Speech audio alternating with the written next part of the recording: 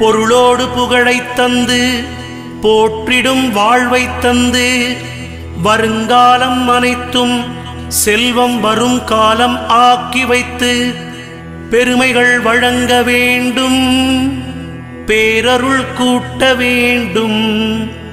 அருள்மிகு குருவே உன்னை அடிபணிந்து வணங்குகின்றேன். வருடம் ஓர் ராசி வீதம் வட்டமாய் சுழன்று வந்தே தருகிற பலனை நாங்கள் தங்கமாய் ஏற்றுக்கொள்வோம்.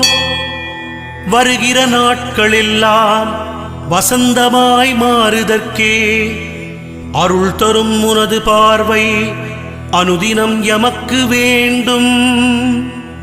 குருவே நீ பார்த்தால் போதும் கோடியாய் நன்மை சேரும்.